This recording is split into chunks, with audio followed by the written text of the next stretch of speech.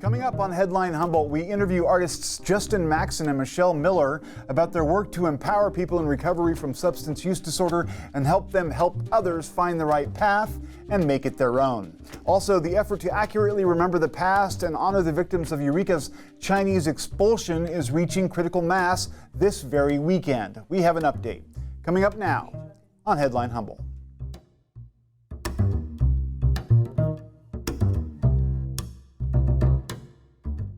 From the top of Humboldt Hill, this is Headline Humboldt. I'm James Falk. Thanks for joining us. The long list of American crimes against humanity, whether it be slavery, Native American genocide, or Chinese removal, is something that many of us would simply like to forget. It's even become something of a political hot potato. Entire states are now insisting that their schools gloss over the worst of our historic behavior, coding slavery, for instance, in a saccharine sweet haze of nationalistic pride and downright lies, all to preserve the false notion of our infallibility. It seems obvious to me that for a nation or people to fully learn from the past and prevent the repeat of horrific mistakes that have left victims and perpetrators alike traumatized and alienated, it's vital that we bravely face up to whatever the truths may be. In human terms, facing the truth is a mark of growing up and embracing the responsibilities of adulthood. Eureka has a bleak history in dealing with minority populations. We massacred the Native Americans at several sites and then shipped them off to holding pens up and down the state. Similarly, we expelled a resident and thriving Chinese population for what amounts to greed and racial hatred. But one thing Eureka has gotten right in recent years is the power of contrition. Certainly, being sorry for something that happened more than 100 years ago is no remedy to ameliorate those ancient crimes. But such acknowledgments do underline for people in the future that we recognize how awful that behavior truly was and that we are determined never to repeat that inhumanity. Consider the effort by folks in our community to make sure that we honor the victims of Eureka's infamous expulsion of the Chinese and to place a marker in a prominent Old Town location. Doing so will educate folks on the crimes of the past and demonstrate our collective moral evolution. We want to be better than these historic crimes, and such efforts provide the proof. Speaking of evolution, our guests for the interview tonight are doing all they can to help folks in recovery from substance use disorder, help empower them, and help them lead better lives. Thank you guys for joining us. Thanks for having me. Thanks so much, James, for having us. Yeah, no problem. So it's Justin Maxon and Michelle Miller. And Miller? Yes, Michelle and Miller. Okay. Mm-hmm. So you are going to have a art showing at the Morris Graves Museum starting tomorrow, right? So let's talk first about what exactly the showing is. It's called Field Guide to a Crisis, Strategies for Survival from People in Recovery. So what exactly does that look like, and how did the idea come about? Yeah, so a Field Guide to a Crisis is a socially engaged art project that was co-conceptualized with my partner, Marina Lopez. Okay. And it functions as a teacher's training tool, basically helping folks in recovery, preparing them to be educators in resiliency using the skills they learned in their own recovery. Yeah. Essentially what it does is it repositions people in recovery as experts in navigating crisis. Yeah. And the way that it came about was during COVID, as a global society, we were facing existential questions, right? Oh, yeah, it was absolutely. isolation, social isolation. Like people in recovery, people who are dealing with substance abuse issues, those are very familiar lines of questioning, right? Mm-hmm. So I was like, okay, how can we look to people that have experienced this already? Like, what can we learn from them? Yeah, absolutely. Now, Michelle, I mean, I don't want to out anybody here, but all three of us are in recovery. I am 6 years from a heroin addiction. And I've been very open about that, and I think that people should be, because I think it eliminates some of the stigma if we can admit what our mistakes were in the past. But I mean, we were talking about the 12 steps prior to the show starting, and it seems to me that what this thing does is it puts people 10, 11, and 12, the last three steps where you're repeating your program in order to keep it fresh, and it's like you're reaching out to people and you're becoming part of the solution. Does that strike you as similar to what's going on here? Yes, I find that recovery in our classic NAAA tends to dwell in the what we used to do and what we did and how we got where we were, but it doesn't spend much time on how you climb out of that hole. Yeah. So I like the notion that we do become experts at survival because we have faced adversities that many people haven't had to deal with, and adversity is the mother of invention. Yeah. And it seems to me, I mean, talking from my own experience here and no one else's, but I mean, you never get closer to hell than when you're addicted and you've got a need for something that totally dominates and controls your life. And when you overcome that, it gives you a humility that I think a lot of the world right now is lacking. And not to be judgmental in that way. But why Eureka? You mentioned this on your website a little bit. And I mean, we all know that Eureka is sort of the ground zero for a major addiction issue. Yeah. But can you explain why you chose Eureka and why you think it's so appropriate to this project? Yeah, like you mentioned, I have a history of substance abuse. I'm also a recovering heroin addict. And I grew up here locally. Yeah. You know, my father lived in Humboldt, my mom lived in Eureka. I started using in Eureka, on the streets of Eureka. So it was personal to me. And my recovery process was connected to a mentor, a man that I met. His name is Rosendo Medina. He passed away. Yeah. He used to work Arcadia Endeavor. I don't know if you remember that. Yeah, absolutely. The homeless facility, right? Yeah. He was a wonderful, beautiful man. He became my adoptive father. And so I've always felt connected to this space and wanting to kind of return that mentorship favor, right? Yeah. And so it kind of carried his legacy forward. So. And it seems like mentorship is absolutely at root of what this is all about, right? I mean, building relationships and preparing people to be teachers themselves. Exactly. I mean, I think mentorship is a radical form of trust. Yeah. I mean, it requires vulnerability, requires, just intimacy, requires all sorts of things that are necessary for building solidarity within a society, right? Now, so from what I understand and looking at the materials, there's a list of lessons, or what are they called? Is that right? Yeah, exercises, lessons. Yeah. So, Michelle, which one do you find for yourself is the most useful? And are you going to be talking about that one in particular? And what might you say? Are we speaking of from this? Yes, from the program. Well, I like errands, just taking care of stuff before it builds up, because it's easy to get overwhelmed with your own surroundings. And when you live in a mess, your head's a mess. And so staying on top of things is a big help. Yeah. But my personal favorite, of course, my skill, is the random acts of kindness. Yeah. It came actually from the big book of AA. If you want to get outside of yourself, which is the Blue Book of Alcoholics Anonymous, correct, just so people can, you do something for someone else. Yeah. And doing things for others does a lot for yourself at the same time.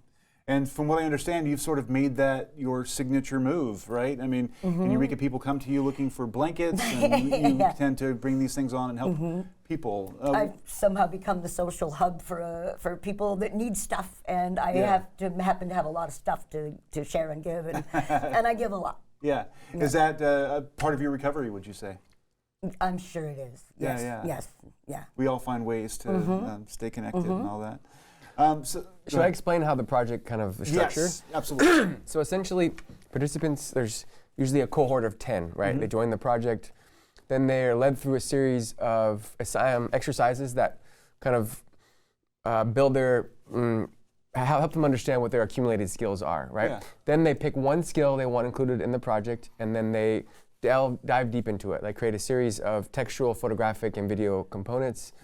And then once they've visualized and named their skill, they then get the opportunity to create a lesson plan consisting of a series of assignments that allow other people to try on that person's skill. Yeah, okay. So that's kind of the basic framework. So it's not a fixed list of, no. It's dependent upon who's ever involved at the time. Yeah, exactly. So it's fluid. Wow. So ultimately there's real ownership there, right? I mean, because if people are shaping the curriculum, then it's theirs. They're building their own everyone else's. Exactly. Yeah.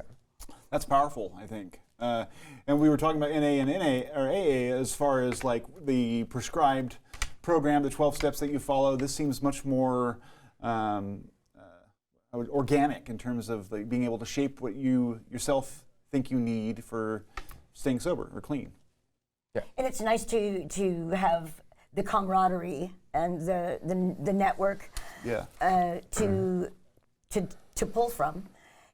without having to sit in the room and, hi, I'm so-and-so and I'm a loser, and yeah, that's because that's how that feels. There's a social stigma to recovery that just really makes people feel small. Yeah. And it's a horrible place to be. Yeah. You know, and it's nice to be part of a group of people that are productive and reaching, rather than waiting for people to come to them. Yeah. We're reaching out.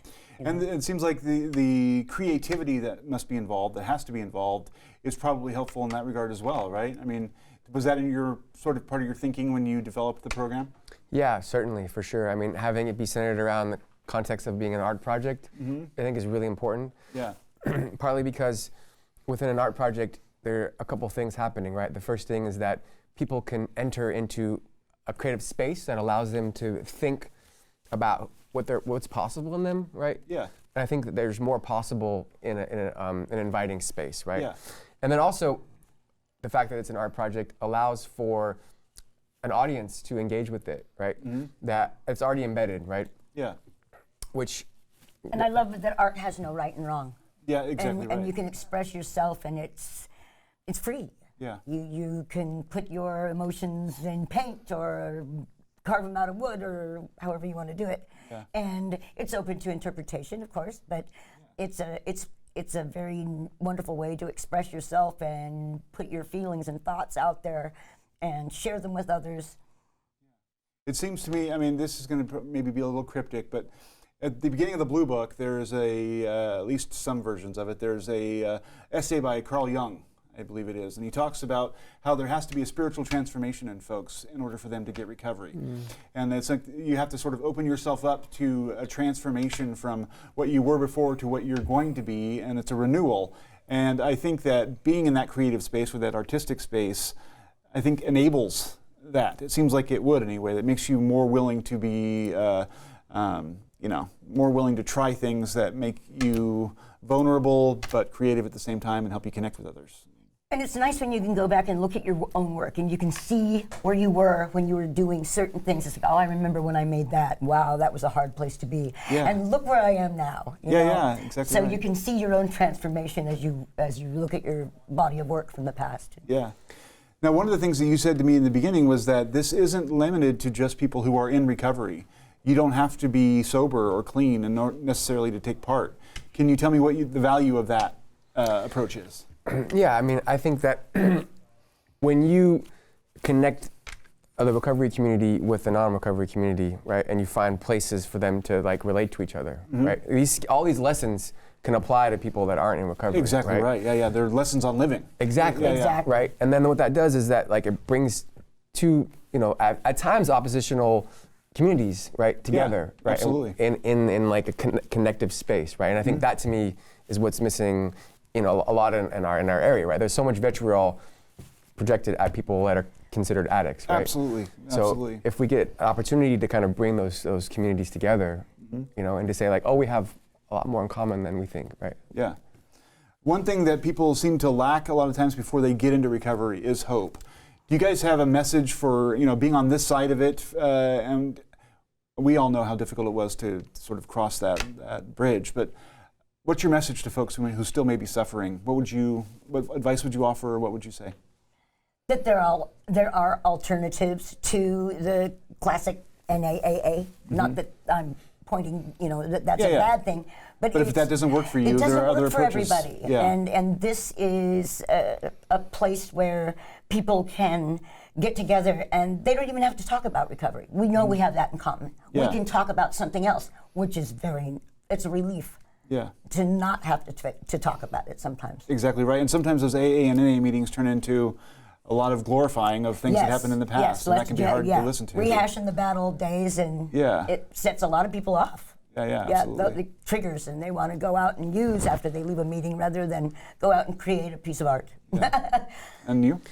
I mean, when I think about that question, what comes to mind is that we all have something to give. Yeah. Right? We all have some unique, special thing that makes us, who we are. Right? Absolutely. And I think for me, the reason why I used, because I didn't have confidence, I didn't believe in myself, I didn't have value. Yeah. Right. And then eventually I found it. Right. What happened is I didn't go through the 12 steps.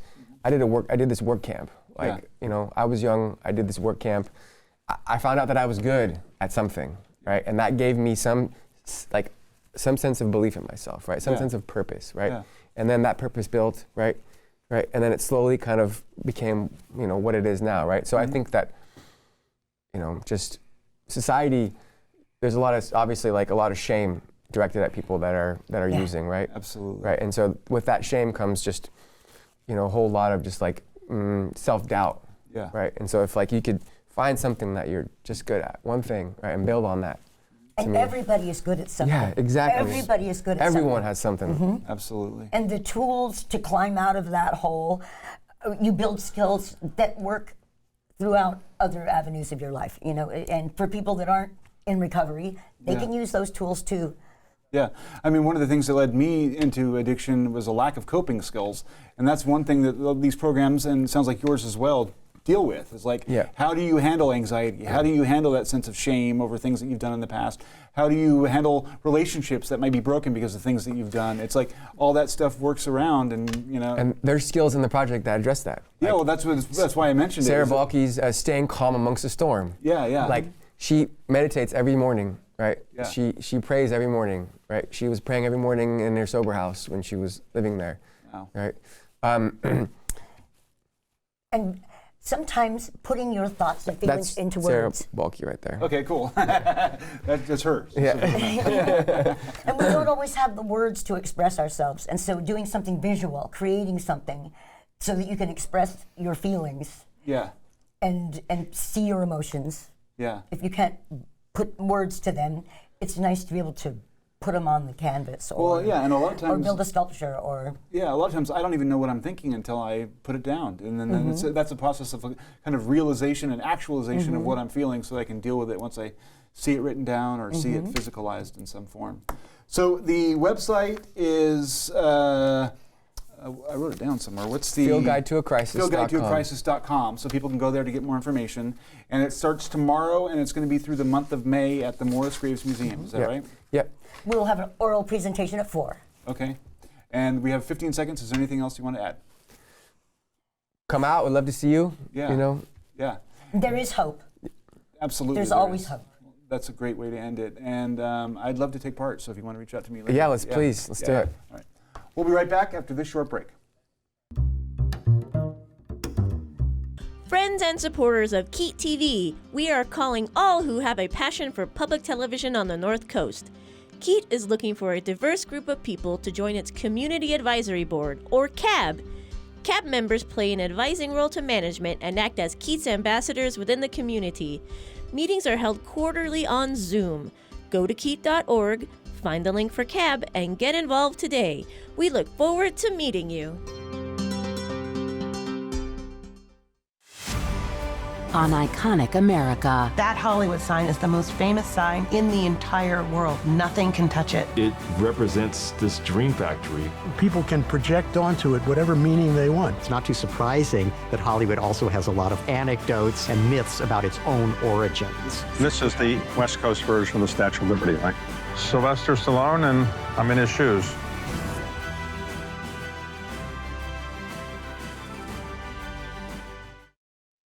The stoke is high for BMX cyclists. McKinleyville will soon host Humboldt Bay's second racetrack.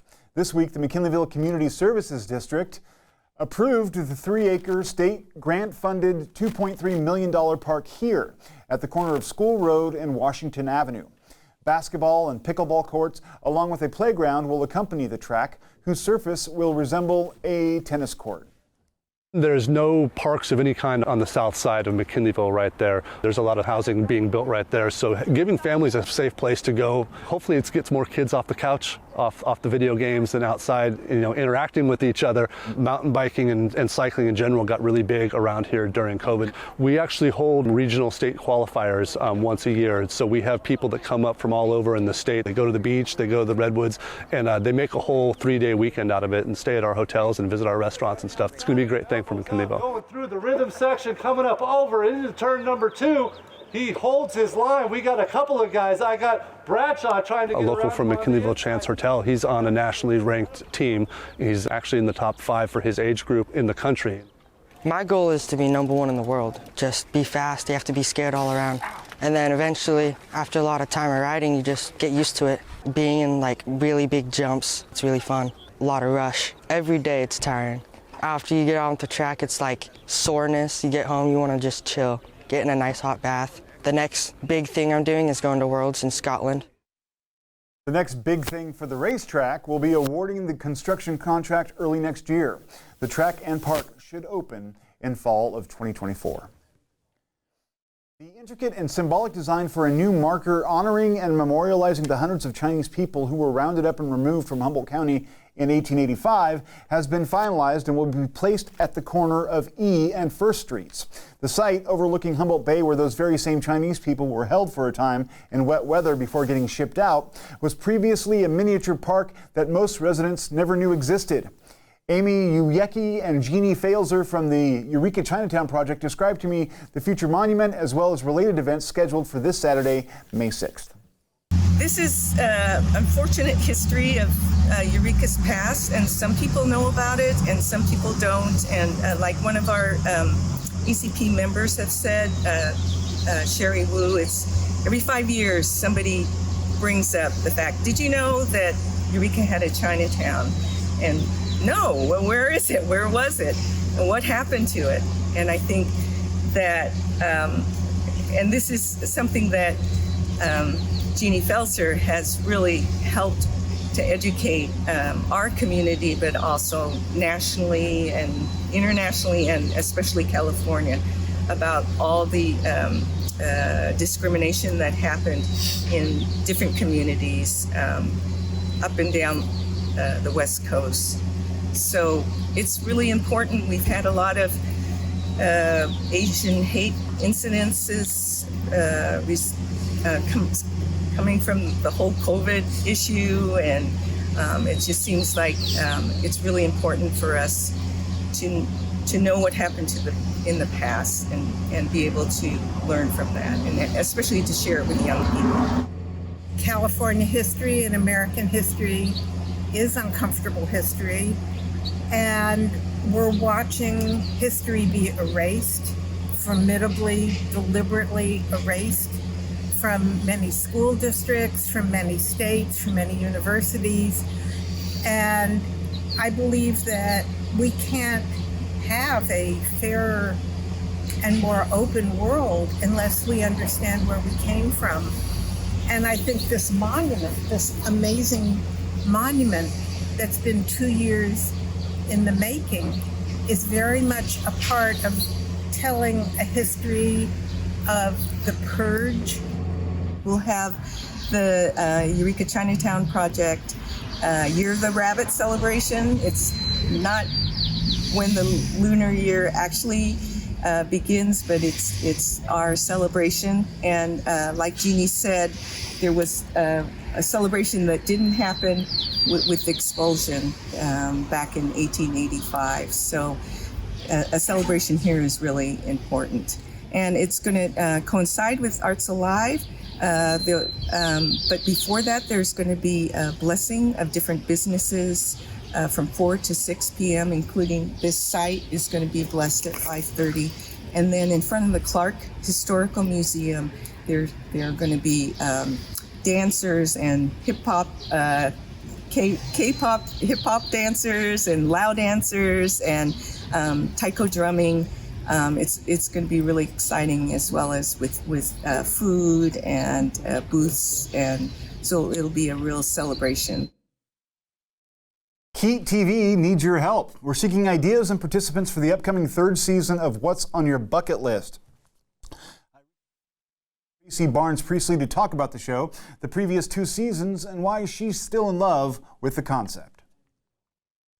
This is a show designed for people over 60. You have to be an older person to explore a activity, a skill, an experience, a place that they have always been curious about, but for a number of different reasons have never made it happen for themselves.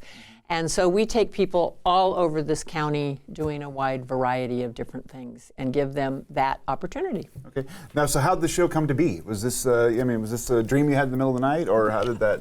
Almost. Okay. Almost. I had done a little show with Keat years ago called, Conversations, Life in the Second Half, and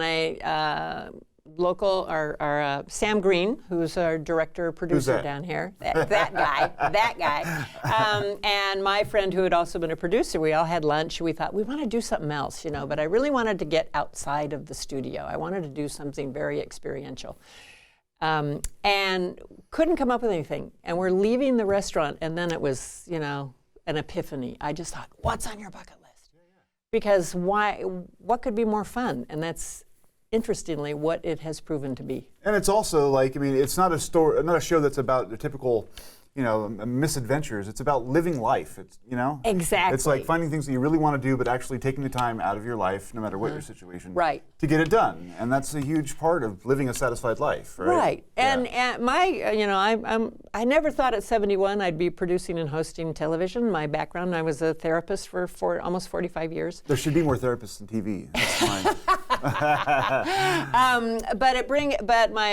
I specialize in aging issues, and one of the things that happens with age, well, there are a couple of things. One is there's so many myths about the aging process, and I just repeatedly would see people buying into them, and their lives were getting smaller and smaller and smaller and smaller, believing the hype. There are other constraints. There are financial constraints. There are physical constraints. Lots of things happen, and I practice what I preach, and I really believe that staying engaged in life is one of the best things we can do for positive aging. Absolutely. The Surgeon General, I just read in the New York Times over the weekend, the Surgeon General is going to start a new campaign all around loneliness and isolation, because they're recognizing it as a public health crisis for people my age and older.